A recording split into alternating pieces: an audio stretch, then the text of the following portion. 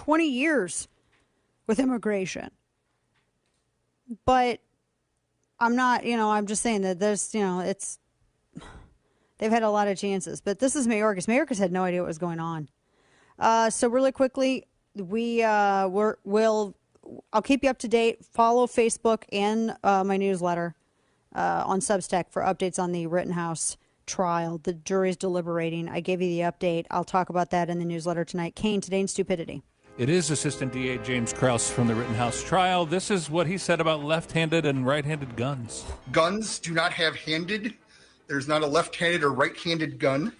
Except there are. Stag Arms might have something to say about that. They literally make like a left-handed AR-15. Lord, when you talk about safety and ejection and all that, yeah, that matters. Folks, DanaLash.com. I will be back on the mic with you tomorrow. I may or may not be on Fox tonight. I'll update you on my official Dana Lash Facebook page. God bless. Keeping Ocean Isle informed. The Big Talker 106.7 FM WFBT, Carolina Beach.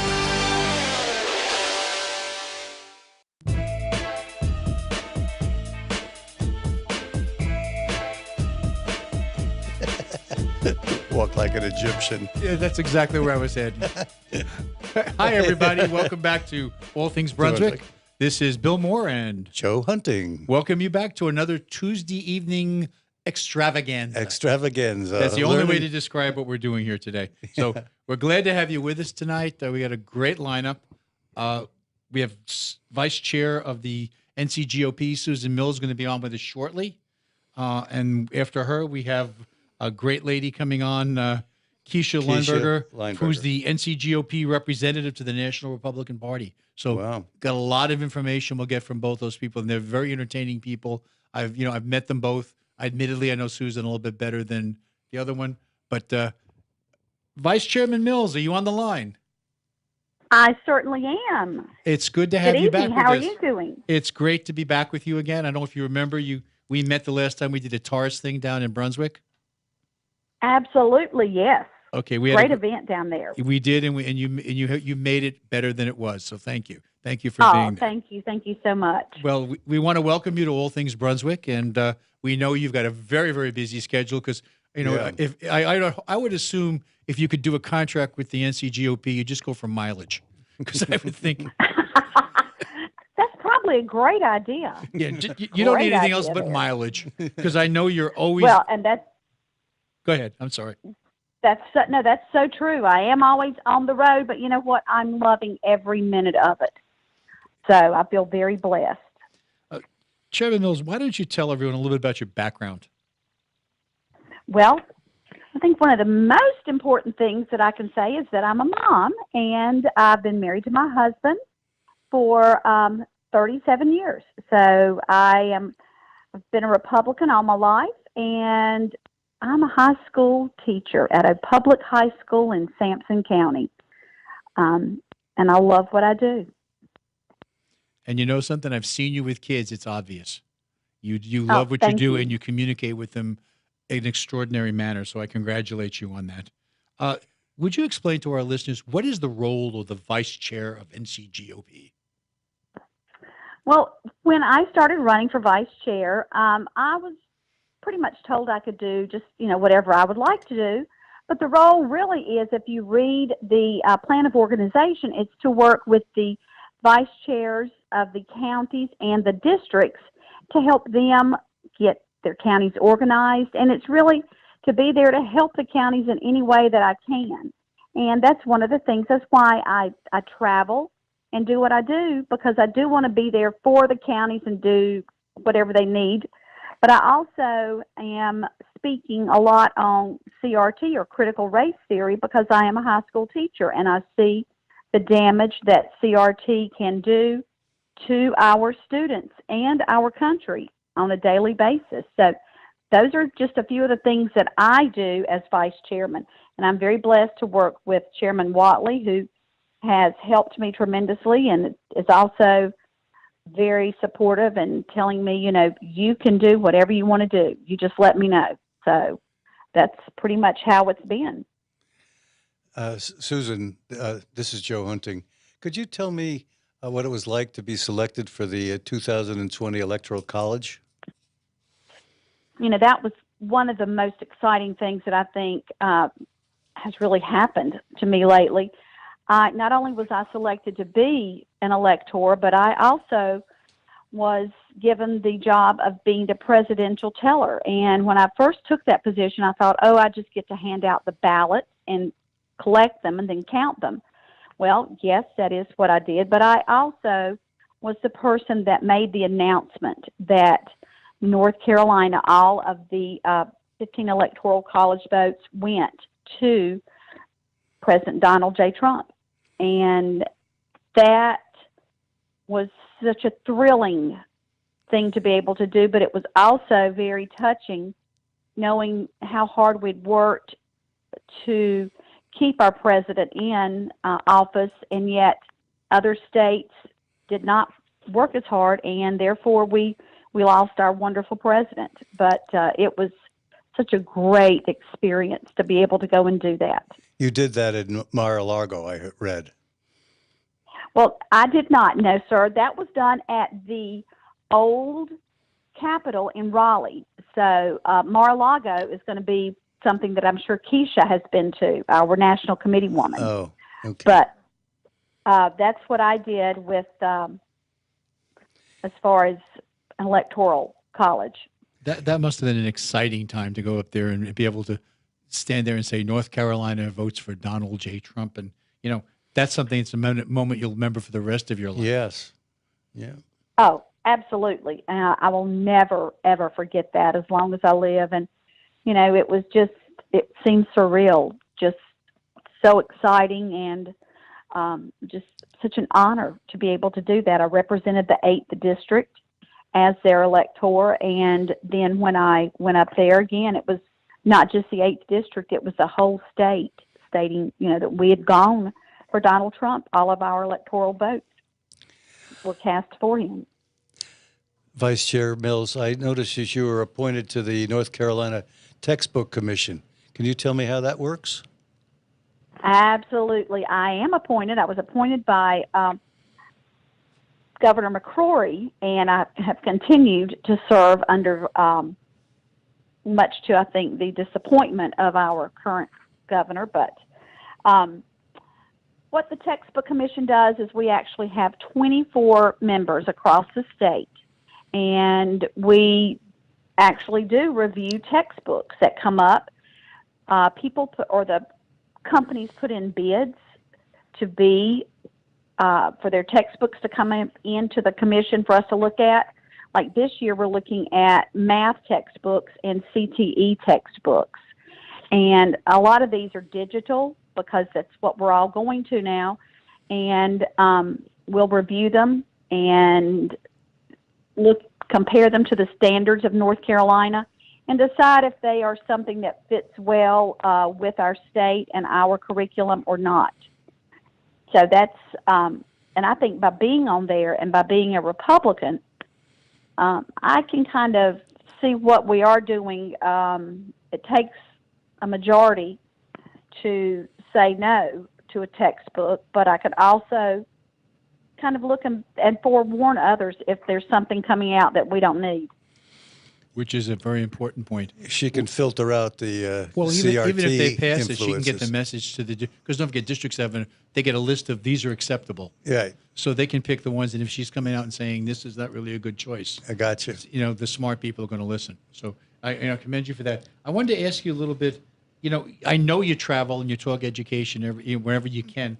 What is your sense of how you see the state as far as the election coming up and critical race theory and things like that? Because I know you've been about every corner of the state, and I would probably almost bet 2 or 3 times already. Sure. I can tell you that I see our party, the Republican Party, as a party that is fired up. Critical race theory is just the beginning of the things that have made us so fired up. I mean, if you look at all of the things that are going on, the Democrats are giving us, practically handing us, I think, reasons to get out and vote and to make sure that you vote Republican. So that's worked in our favor. And where I'm going, I'm seeing people that are turning out that have never been to meetings, people meetings. Counties that have only had, a handful of people are now having standing room only in their county board meetings. And that is such a wonderful thing to see, because it lets you know that the Republican Party is alive and well in North Carolina, and they're ready to go out and fight to keep the seats that we have and to gain the seats that we don't, so that we can have the majority and be able to do vetoes of our governor, because right now we don't quite have that, but we need to be able to do that. And also with keep our Senate seat and keep all of our congressional seats and hopefully gain a couple, because now that we're adding that 14th district, that's hopefully going to give us the opportunity to pick up a few more seats. Yeah, and hopefully that will give the majority in the U.S. Congress, help us get there so we can actually handle and override and at least veto and, stop some of the stuff that our current president is doing. So those are good points. Oh, absolutely. You're a high school teacher, Chairman. What subject do you teach? I teach career and technical education, and under that umbrella, I teach family and consumer science, or better known as home ec. Wow. So I teach a class called Principles of Family and Human Services, which is kind of like a class that you learn to do a little bit of everything. You learn to balance a checkbook, and sometimes they look at you funny because they don't know what a checkbook is, because everybody's debit cards. But you learn to do things like that, and write your resume, apply for a job, how to dress for an interview. You learn how to do just basic things. It's a class that I think everyone should have to take before they graduate, because it just prepares you for life after high school, or life whenever you leave your parents. So that's one of the courses. I also teach interior design, 1 and 2. I teach a foods classes, and I teach parenting and child development. So those are the courses that I kind of teach that fall under that umbrella. And actually, I did lateral entry. I have not always been a teacher. I was a pharmaceutical sales rep for many years, and decided about 10 years ago to go into teaching, and I love it. I wished I'd done it sooner. And I would tell you, when I was back centuries ago, when I was an assistant Civil principal. War, yeah. Thank you for that. Thank you for your support. I remember having some middle school kids come in to me and say, "Why do I need to take home economics? That's a girls' course. I need blah blah blah blah blah." You know how I won that? Mm-hmm.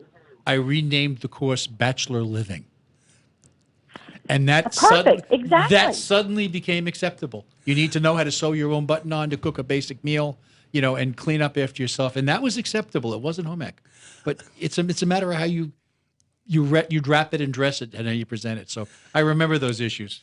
I was in Bachelor Club when I was in high school. I took that course. I'm sure you did. And I can fry a mean egg now. I am.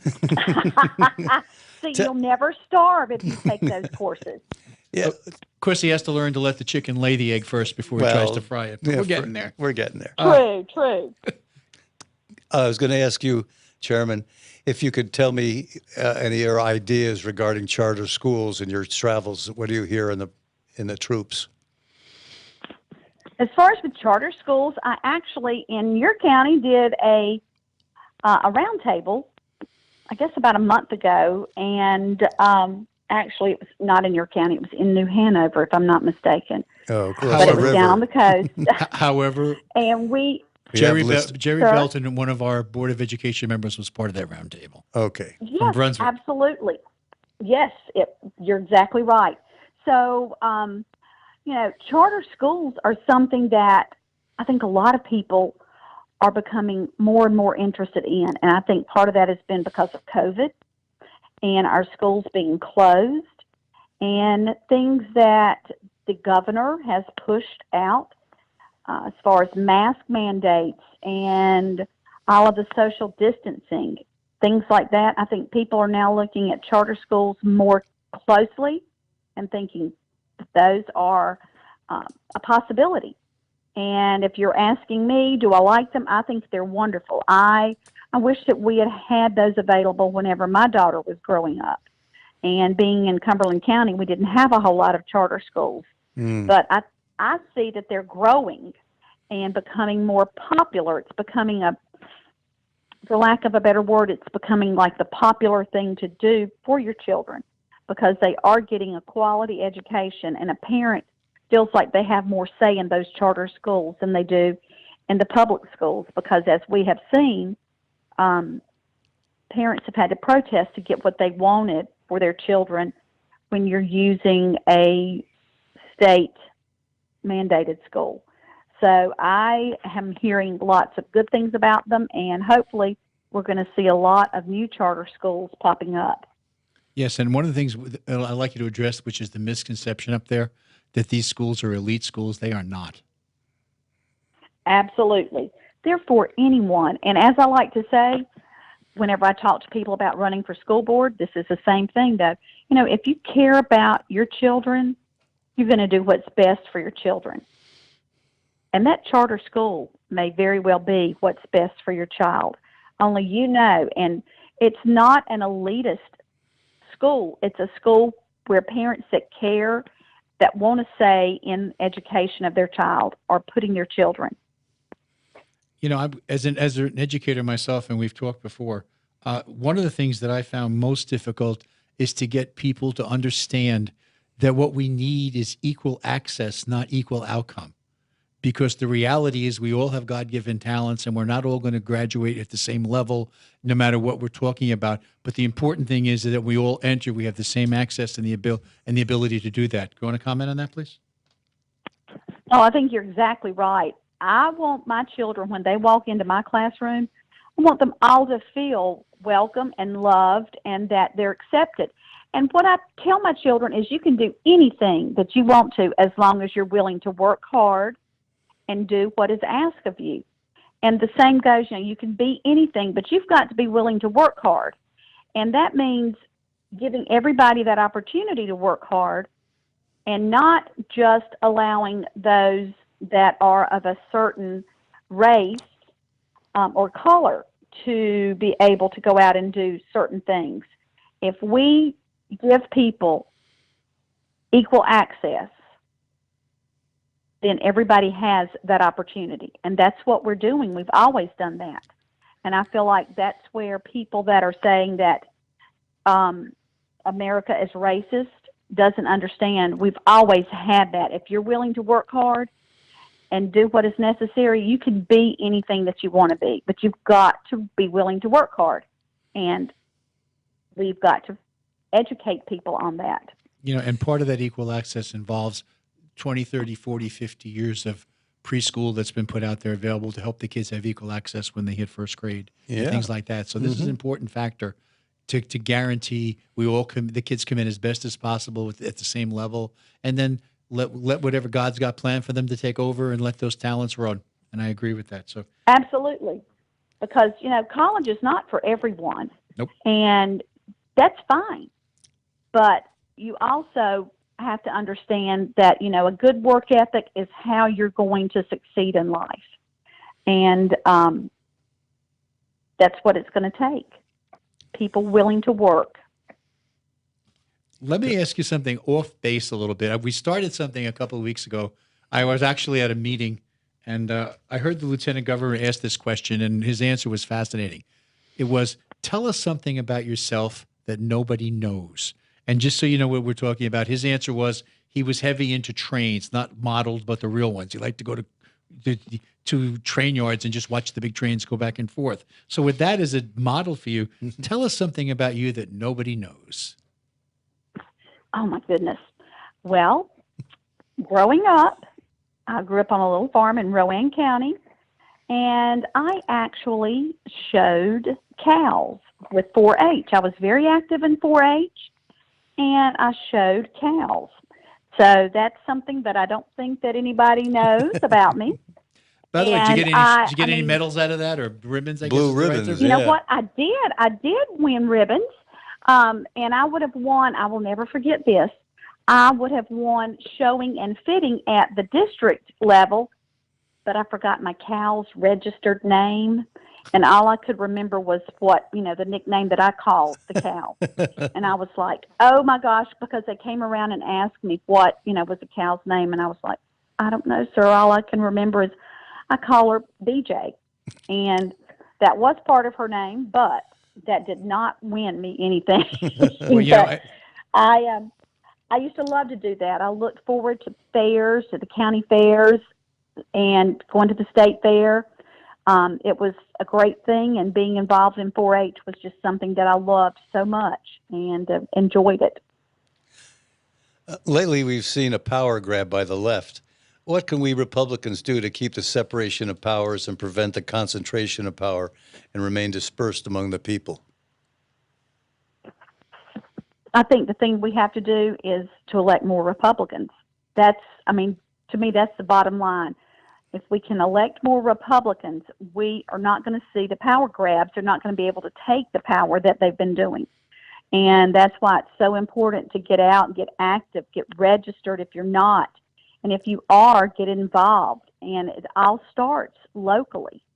And, precincts have to be activated. And I feel like counties do. And all politics is definitely local. Yes. And if we want to change things and stop that power grab, we'll start within our own counties and make certain that we have great Republican conservative candidates running, and that we get out and support them. We help them find workers to work polls, to go out and knock on doors. We'll do what it takes to keep our party out of the hands of the Democrats by doing these things. That was the next question I was going to ask you. How do we preserve this? And you gave it to us very succinctly, that we've got to have more volunteers and more poll watchers and so forth. Very good. Chairman Mills. Absolutely.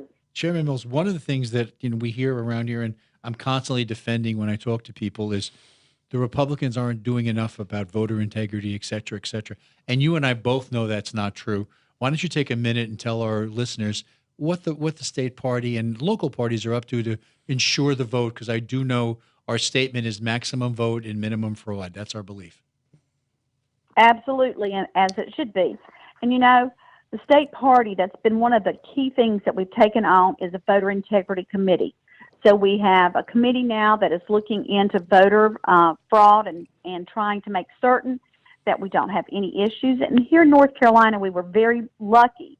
I'm not saying that everything was perfect, because there's always going to be a few of those out there that commit voter fraud, but as a whole, we did very well. And part of that was because we brought in so many attorneys from across the state and positioned them where whenever you had recounts, when you had on Election Day, when you had the ballots coming in, you had Republican attorneys there.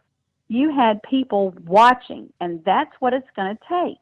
You've got to have those people there, and you don't have to be an attorney. We have plenty that we bring in and have staff on the day of election, and if there's recounts, but we also, our poll observers, our poll judges, they are the eyes and the ears also.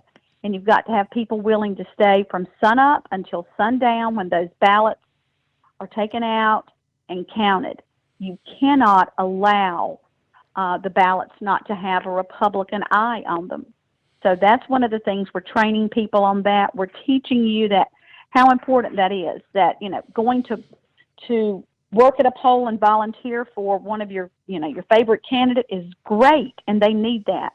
But being that poll observer is what the entire party needs, and that's how you're going to save elections, by doing that. So we've worked on that, and Chairman Whatley's been very successful with that, and to the point of where the RNC has brought him in to do voter integrity throughout the area, the Southeast. So, we're doing a lot of things in that manner. So we're just very blessed that we have people that are willing to get out and work and make certain, and we've got attorneys that are willing to volunteer their time and effort to make sure we have fair elections. And if somebody wanted to get in touch with you to volunteer, how would they do that? They can either do that by going to susan.mills@ncgop.org. You can email me there. And, of course, you can always call me, 910-308-2409. And I would be more than happy to help you get involved and get active, and hopefully get you set up to where you're ready to get out here and be a poll observer, and help us make certain that our elections are very fair and just elections. Very good. I would also point out that, and I know she knows this already, but going to your county party and seeing what you can do to help there is a tremendous start, because they need a tremendous amount of people preparing them and getting them ready to roll. Right. So contacting Chairman Mills or contacting your local county board, Right. or getting what you need to do and to get out there. And we need to not only get you out there to be a poll watcher, we need you to vote, which is critical. Oh, absolutely. Mm-hmm. That's the most important thing. And you know what? You may not like the way everything has turned out, but if you don't go vote, you're giving it to the Democrats. Go and vote. That's the best way to defeat them. And my favorite line Right. is, if you don't vote, you don't have the right to complain. Oh, absolutely. You're exactly right. Right. But with all that said, I want to thank you for joining us today. I think we had a great time talking to you. We got a lot of good information out to our people. And please don't be a stranger. Come back and talk to us again. Absolutely. Just invite me and I'll be glad to. Good. And again, this is Chairman Vice Chair. Susan Mill, Vice Chairman Susan Mills, State NCGOP. Probably if there was a song recorded for her, it was done by Ricky Nelson years ago called Traveling Man, but this will be Traveling Woman. Traveling woman. Yeah. She's all over the state, seeing everybody and anybody. Thank you for everything you do, and please come back. Thank you, you Chair. so much. Y'all have a blessed evening. Thank you. Okay. Bye-bye. Bye now. Bye now. She kind of leads into an interesting discussion before we go to our commercials. Oh, okay. Let's get a little something out there. One of the things we talk about is it's time to win 2022. I mean, Absolutely. there's a reality out there that, that many, many people think that 2020 was stolen. And we all know that it may be true or not, don't know, but we're not going to change that. Can't go back and reverse it. What we can do is we can learn from those mistakes, make sure we correct them in 2022, and Don't let it happen again. and don't let it happen again. Thank you. But we're not going to go back and undo what's happening, because unfortunately that can't happen. There's a group of people out there screaming for audits. And my response to that is, what do you gain with the audit? I mean, does it help you to know that there was ballot cheating, and instead of knowing there were 10,000 ballots, there were 12,000 ballots changed? What's different? Okay, you're not going to overturn the election. It's just not going to happen, because think about what you do that. If you decertify the election on a national level, what happens? Well, President Trump's no longer in office because his time is up. Right. January 20th of 21. President Biden technically He's is not in office. No, he's so we not. go to our Constitution. And until we have an election, it says the next person in line Speaker is of the the- Speaker of the House, and that's Right. Miss Nancy Pelosi. So really think Is about that what what you you want? want to do. And that goes to North Carolina too. If we decertify this North Carolina one, and by the way, there is no part of the North Carolina Constitution that allows for audits in this line, and so that would take an action by the General Assembly. Right. And if they pass it, they don't have the votes to override the veto, which we Veto know and is the coming. governor. Right. So again, what have you accomplished? And let's assume for a minute you got it done, you decertified. We won every judgeship Judge. we ran. Mm-hmm. We won 6 out of 10 on the Council of State. We won the lieutenant governorship. We took 60 some odd % of all the county commissions or county commissioners around the state, and we're going to throw all that up to chaos. Yeah. So- Chaos. Learn from where the problems were, move forward with it, and make sure they don't happen again, and prepare if you can for what they're going to try next, because they will. So, Yeah. Make it bulletproof so they can't. or as bulletproof as we can. There's nothing perfect in the No. world except maybe me. But aside from that, and don't ask my wife that question, Yeah, because I'm right. sure I know that answer already. But anyway, just keep that in mind as a point as we go forward. Sure.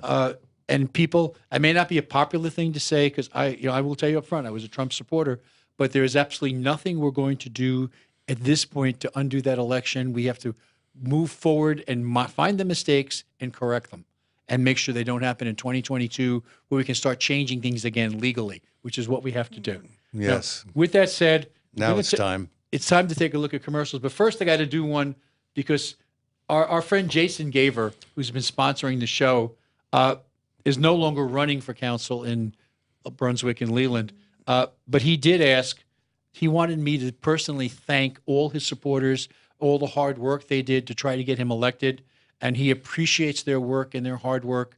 And I personally guarantee you, we have not seen the last of Jason in the future. Right. And the man has a good future. He has a lot to offer. So again, on behalf of Jason Gaver, I want to thank everyone that worked for him and worked hard for him and supported him. And he will be back. Now, with that said, we have a couple of paid commercials we need to do.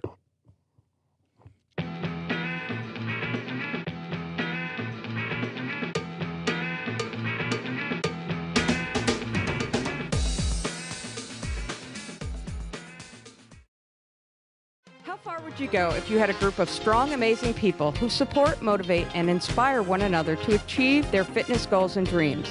At Full Circle Fitness, we aren't just a place to work out. We're a community of amazing people who work together to reclaim our bodies and do things we thought we'd never be able to do again. Ready to set your fears aside and stop making excuses? Call today, Full Circle Fitness, 910-399-8350, or visit FullCircleFitnessNC.com. This show is also sponsored by Dr. Tony Maglione. Dr. Tony is a cardiologist practicing in Wilmington. He accepts Medicare patients, and his office is located across the street from New Hanover Regional Medical Center at 2032 17th Street. The office number is 202-1071. Dr. Tony is an author whose last book is Rules for Conservative Patriots, and it can be purchased on Amazon. His website is www.drtonymag.com. Hey there, it's Charlie Miller, your state representative for Brunswick and New Hanover counties. Thank you for tuning in. Make sure to check out my Facebook page, Representative Charlie Miller, to stay up to date on everything that's happening in the state legislature. You can also sign up for my weekly legislative newsletter to receive a more detailed report on how the voices of District 19 are being heard in Raleigh. If my office can be of any assistance to you, please reach out at 919-733-6753. Paid for by the committee to elect Charlie Miller for NC House. Well, sir, we're back on the air again. And I can't believe we're halfway through the show already. But I know, when it goes quick, especially when you're having a good time, and we get a lot of good information we're sharing with people. Before we get to our next guest, I just want to remind some people about some important events coming up. This Thursday night, CIRMA is meeting at the Churrasco Restaurant in Wilmington, and our guest speakers are North Carolina Representatives Ted Davis and Representative Charlie Miller from the 20th and 19th District, respectively. Wow. So they're going to be updating all our people about what's going on in Raleigh and some of the issues that they're having, and it should be a good meeting. And this Thursday night, 7 o'clock, Churrasco Restaurant. So, and that's at 1319 Military Cutoff, if someone has to be asking. And please join us there. And we just want to wish you at this point, everyone, a really, really great holiday coming up, because next week we're taking a week off, and we want to take a chance now to say Happy Thanksgiving to you all. Right. So we're going to do one of our better shows. And believe me, it was tough to pick the one because we had so many great shows out there to find the one we needed. But anyway, we do have our next guest on the line, and her name is Kyshia Lineberger, and she's the NCGOP representative to the National Republican Party. Are you there? Yes, I am. Hi, guys. How are y'all tonight? We are great. I'm great. Bill, and this is Joe talking to you on the other side of the mic. And we're excited to have you here. I met you very briefly at the NCGOP convention when you get reelected again, and I'm sure I was one of about 1,000 hands you shook, so I'm not sure I was that outstanding, but I want to tell you that you impressed me just listening to you that day. Well, I really do appreciate it, and I tell you what, I never thought that my first term at the RNC would turn into a Democrat presidential administration in Washington, D.C., and seeing what our country is going through right now, a worldwide pandemic. This is not what I would have expected, but I'll tell you what, Republicans are fired up. You want to explain to our listeners exactly what your role is and what you do, because many people don't know you exist, and you have a counterpart on the male side of the house. I do. Every state has an RNC committee woman and an RNC committee man. And those two individuals go to the national level and do the work of the Republican Party for the state of North Carolina at the national level. So we do, first of all, it's a $1.3 billion budget that we work with, which is massive, a true business organization right there. We also work with messaging, branding, but then also our plan of organization, our party platform, our rules, things of that sort. And the biggest agenda item right now is election integrity. Why don't you tell our people, before we get into some of the heavy stuff, what your background is? Well, what's interesting is I am a small business owner. I've owned daycares and preschools for about 20 years now, but I've always been politically active, involved, and motivated, I would say. And then when Trump came along, I was like, it cannot be Hillary Clinton. If you remember, it was Clinton and Trump. And I just knew that I had to get to work. So I started really working full time in the political arena, and then really got interested in the RNC and how strong they were nationally and how much of an impact they really had. And that's how I became involved with the RNC. Representative Lineberger, what opportunities are available if you volunteer to work for the GOP on the national level?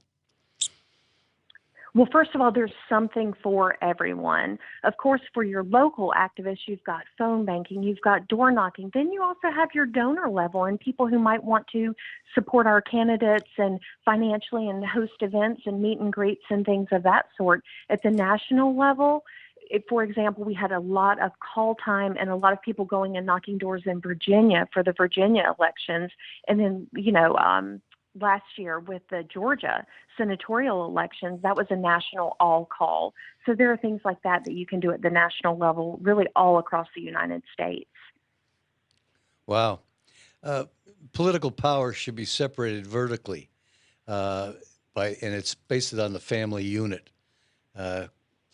Families can not provide the need that they have for fire and police protection, and therefore it's better to be done at a city level, higher up.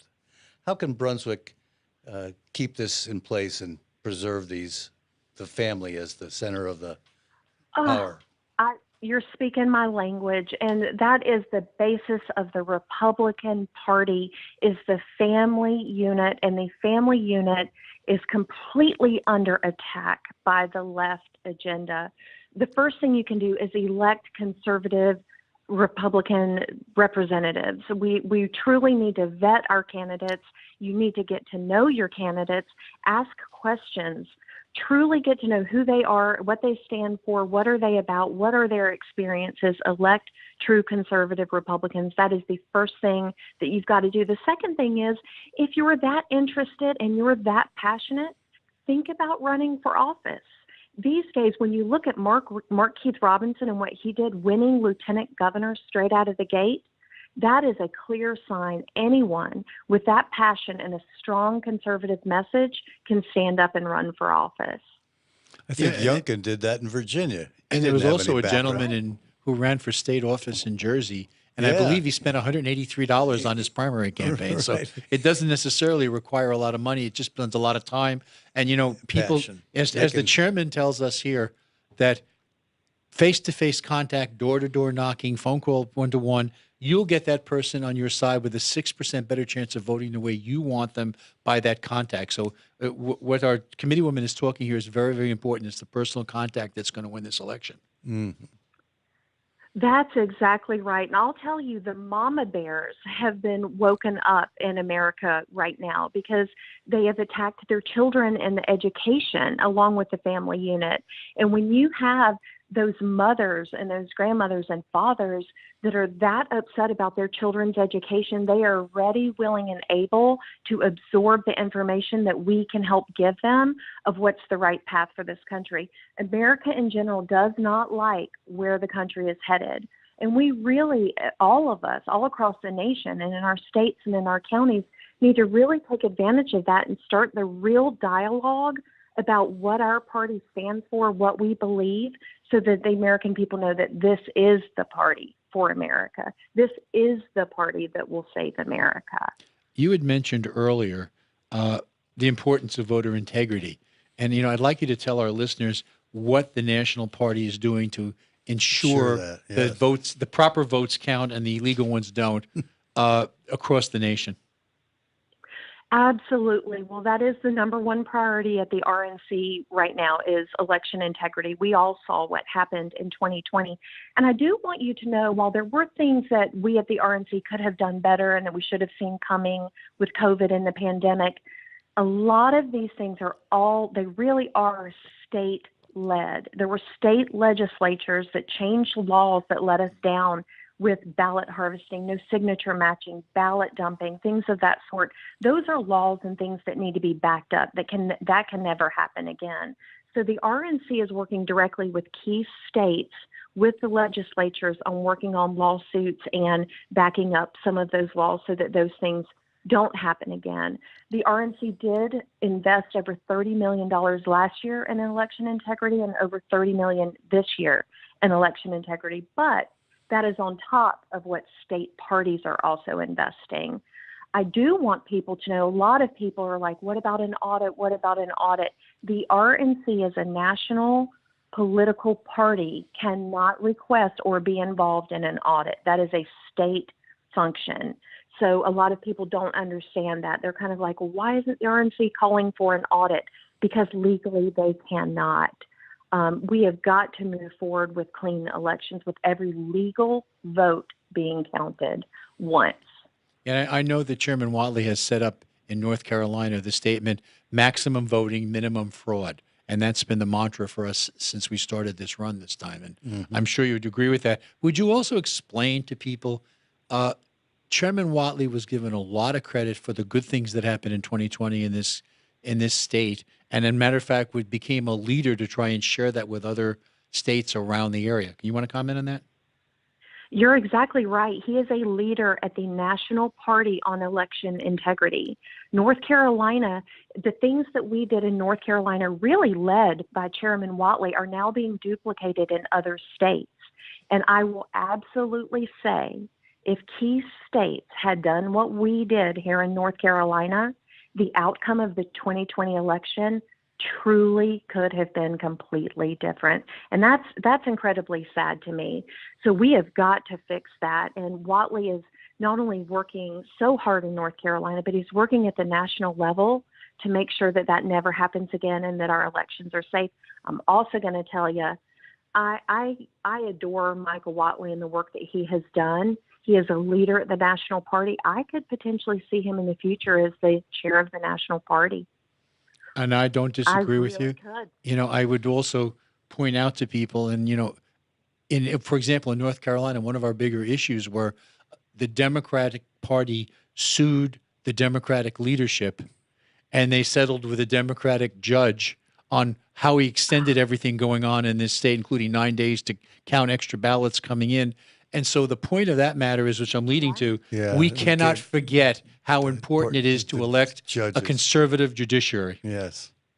Especially here in North Carolina, because let me tell you, I say this, when Obama was out of office, don't think for a minute that Valerie Jarrett, Susan Rice, and Eric Holder left office, because they are working across this nation, and the first thing they're working with, judicial candidates. Mm-hmm. And what's critical, in North Carolina, I'm sure you're well aware of this, we have the voter ID issue that's, the will of the people are just going to be thwarted by several Democratic judges. And the problem we have is, even though we've made great strides in the state Supreme Court, we're still 3-4 Republican Democrat, and it will be 2022 before we get a chance to change that. So these judge positions are extremely important.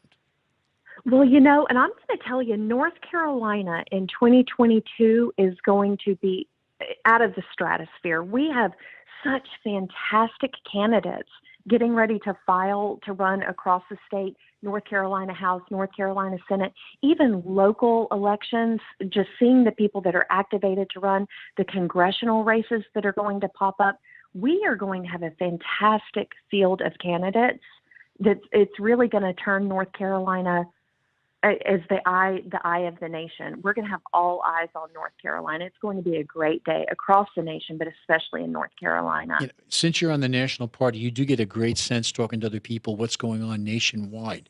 What is your sense you're hearing from sea to shining sea about how people are feeling about 2022 and 2024? Well, they're feeling really good about it. I would say cautiously optimistic because the Biden administration is failing so spectacularly. I don't know if you guys heard it this morning, but the White House tried to put a spin on the supply chain crisis. And just this morning, the White House said there's a supply chain crisis because there's an influx of family cash causing the crisis. They literally are trying to spin the supply chain crisis as we're buying too much stuff. Not that there's the ships are caught out in the Pacific Ocean and can't dock, but it's our fault for buying too much. I think people have been more cautious spending money, but this is what they want people to believe. Yeah, and I don't think that our leadership in the administration has checked in a story with all those empty shelves. It's not a matter that people are buying; they're just not there to buy. And what they do buy is more expensive than it was. Sure.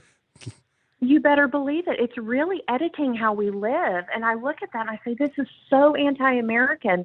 We are the country of hard workers, but we go to the store and there's all of this supply there and choices. And, you know, that's who we are. It's what this country is all about.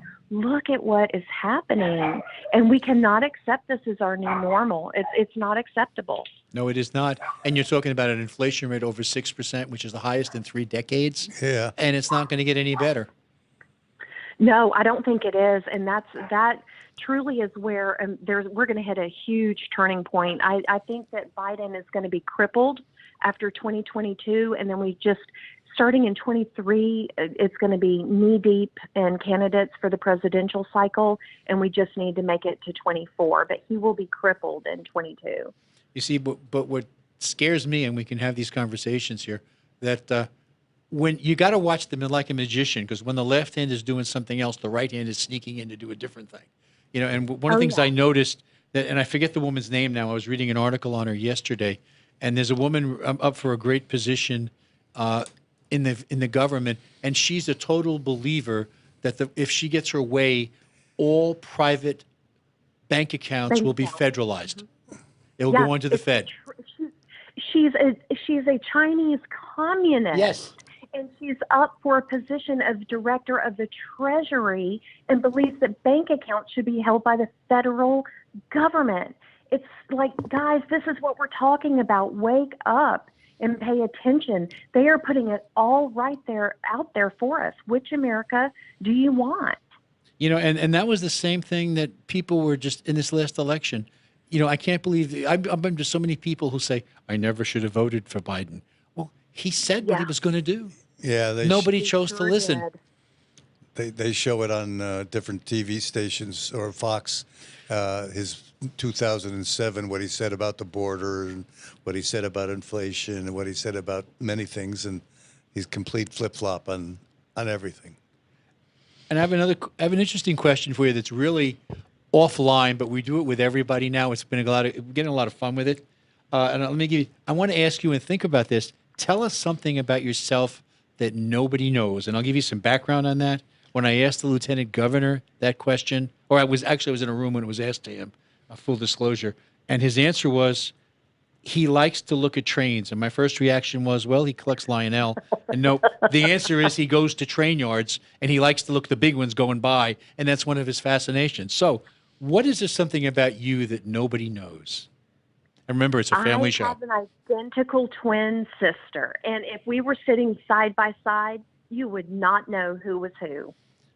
Well, that's fascinating information. So in other words, both of you can go there and take time off and no one know the difference. We sure could.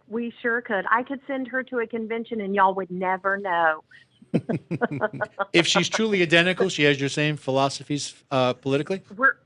She absolutely does. The difference is I love people and she does not care for people. Well, there's a way of small finding a difference, yeah. If you say hello to me or you tell me where to go and how to get there, I can figure out the two of you. But anyway, And that's she's fascinating. Wicked funny. She's not allowed to be on Facebook. Well, I mean, that's almost a badge of honor to be banned from Facebook nowadays. It is. We've got that. We call it Brassington humor, which is my maiden name. We love that British Monty Python and the Holy Grail kind of humor that not everyone gets. And Benny Hill. Yeah. Benny Hill. Could you kind of summarize what the party is planning for 2022, or goals across the country? So, just tell us so everybody knows what the Republicans are up to for 2022, and the fact that they have a plan and they're doing their best to make it happen. Well, what I will tell you is we do believe in the power of the primary and the people's choice. Mm-hmm. So what we need to do is make sure we have excellent candidates and that the public truly vet their candidates to receive the very best votes and choices when we come down to the general election. So what I'll tell you for the RNC, we will stand back and we will let these primaries happen. Really great candidates are coming out. Whomever wins every single primary, the RNC will be right behind Republicans to make sure they win in November of 2022, and then it is pedal to the metal for the White House. There we go. That kind of says it all. So I want to, is there anything else you'd like to summarize before we get you off the air? Well, I just would like the public to really pay attention. Monday, the $550 billion infrastructure bill was signed. That kind of went by the wayside, but it was signed, and it is now policy and practice. Also, the $1.75 trillion Build Back Better plan is on the agenda in the House this week. So please pay attention. These are leftist progressive agendas being put forth to the Americans right now, and it's going to affect small businesses, corporations, and your pocketbook. So pay attention. And speaking on what you're exactly talking about, this new budget bill that they're going to consider this week, if it passes as it is, will make business taxes the highest in the world. Yes, it was in the Wall Street Journal today. That's frightening. Yes. That's just heartbreaking to me because small businesses are the backbone of this nation. And these are families putting food on their tables. Mm-hmm. This isn't Denmark. It's not Norway. We are supposed to pay a lower tax value here in the United States and these other countries that have all of these governmental programs. It's just they're flipping it on us, and we have to say no. I was going to ask, what do you think we can do to turn this around and bring sanity back to the nation? I think you've elaborated what we should do in the local level by having good candidates. Call your electeds, especially on these bills in D.C., call your electeds, because that first infrastructure plan should have never passed with any North Carolina votes. This second plan had better not pass with any North Carolina votes. Call your representatives. Well, and I actually had a conversation with our representative from this area today, and one of the things he pointed out that not only do we have these issues that are immediate in December before they close down for the holidays in December, they have the national debt ceiling coming up in front of them because December 3rd, if they don't deal with it, we have technical default. Mm-hmm. There's also the National Defense Authorization Bill that's out there to pay soldiers, and that's all going to be done in December also. In addition to that, they have these omnibus end-of-the-year bills that are going to be coming out to vote on. Loaded with pork. December is going to be a very busy month in our Congress. And excellent point. So let your representative know where you stand. Yes. Make your phone calls. And anybody can reach out to me anytime at KyshiaL@gmail.com or on social media, and I will respond. Anybody who has questions or needs help with something, I'll be more than happy to point them in the right direction or see what answers I can find. Committee, why don't you tell them that information again so they, they were not prepared to take notes. Ready. Yeah. Right. Sure. My email is KyshiaL@gmail.com, KYSHIAL@gmail.com. And then I'm also on social media at Kyshia Lineberger. I want to thank you for being with us today. You were most informative. You're most gracious. And I'm certainly glad your twin didn't show up today because we wouldn't have had a great conversation like we did with you. But It would have please, just had to be offline. that's true. However, could we, ask you if you feel there's anything important that you'd like to come back and talk to us about, please get in touch. You know Mary Stillwell, very well. Yes, I do. And Mary kind of schedules our show. She's the hearts and brains. We're just the mouthpieces. And she will get you on with this and get you out there to talk about the things that are important for our listeners to listen to. So thank you for being on with us, and don't be a stranger. Thank you. Have a good night. Thanks, y'all. Good night to you, too. Thank you. Kyshia. We had a very interesting run here. We Very really had good. some good people. Serious. Yep. Following on what they're talking about, which is somewhat interesting, the other thing going on that people do not realize, we have the new maps. The new district maps. Yes, we have a district. We have the congressional district maps. We have the Senate maps, and we have the House of Reps, or General Assembly House maps that are out there. What's fascinating about it is they were passed last week. Right. 5 days before they were passed, the first Democratic lawsuit was filed against them. Without even knowing what the lines were. We never let facts interfere with lawsuits. Right. And then the next thing they did is they came out and they were passed, and there's more lawsuits filed against that. So the issues we're looking at is, depending on what the judges do, we could end up having all these maps thrown out. Right. To think about this, technically, under our current rules right now, December 6th to 17th is filing date for all state and county positions. So if you're going to run in 2022, that's your 2-week window to do that. If these maps haven't been decided by then, what do? Go back to the old ones? You can't go back to the old ones. You got a new district. congressional district, Yeah, so you right. can't do that. No. That's not can't happen. So one of the options, which I would hate to see them do, is if the courts get involved, they could actually push everything back. They could take December 6th and 17th and make it February. They could take the March primary and make it May, and just cause havoc for those Push months. it forward. Yeah, we'll push it back from whatever you want to look at it. Okay. We're going in the same direction. We just Right. look at different ways at it. Yeah. But that's an issue that could be out there. If those of us in the local area, we are currently part of the 7th district. Mm-hmm. For some ungodly reason, when all this settles, we will become the 3rd district. Nothing is, and we are changing. The 7th district will lose Sampson and Johnson counties if it's approved the way it is. Right. We will then become Robinson County, Columbus County, Bladen County, Brunswick County, New Hanover County, Pender, Duplin, and Onslow, and parts of Onslow, which is the Onslow is probably divided in half, with the Jacksonville side being on our current 7th or 3rd, depending what you want to look at. But all that's up in the air, and the courts are in control again. These maps were done; they were approved by the General Assembly, and the law does not require the governor to approve it. It's done strictly by the General Assembly. Okay. So the House does one, the Senate does one. There are changes in our counties here, where in Brunswick, Senator Rabin only has 2 counties to deal with, and a little slice of New Hanover, a tiny slice.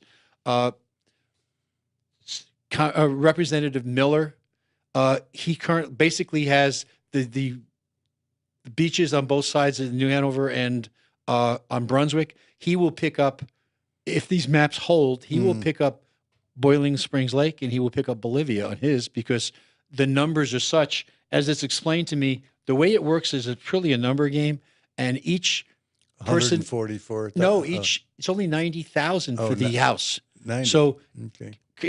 Representative Eiler had 98,000, so they had to switch a little bit around, and Representative Miller gave up a little piece up near Monkey Junction and picked up these pieces to get the numbers to work. But all of this could be for nil, because the courts could, again, mess it all up. And that's kind of dumb. And we got about just enough time to say commercials before we got to get out of Dodge. Oh, okay. So, again, Pay before we the play the bills. commercials, reminder, Jason Gaver wants to thank you. everybody Yep, who Thank you, Jason. worked with him in his election, and wants to guarantee he will be back. And we do have a few other people we want to pay bills with.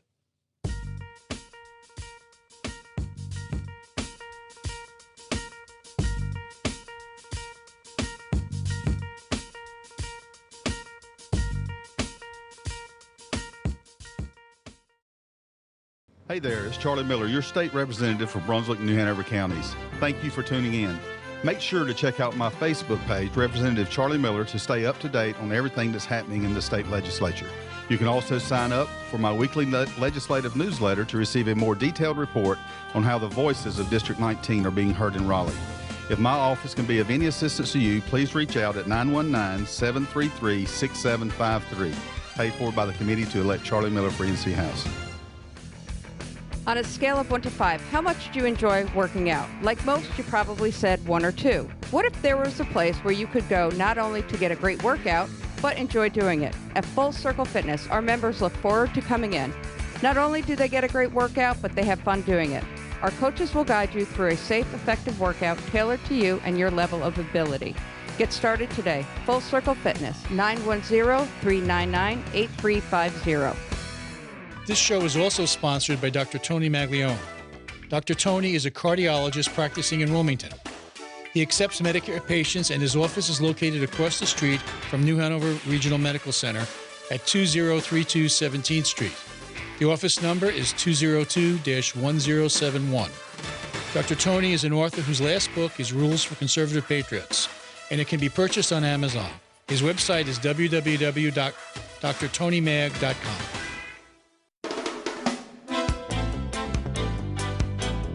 We're down to about 15 seconds, sir. Okay. So we want to thank you for listening to us Thank tonight. you again, and yes. Next week will be kind of a rerun of one of our many best shows. Yeah, and we want to take this time to say Happy Thanksgiving to everybody. Happy Thanksgiving, everybody. And we will see you after the holidays. The 30th is our next day back with a live show, but the show next week is well worth listening to. Everybody, this is All Things Brunswick. All Things Brunswick.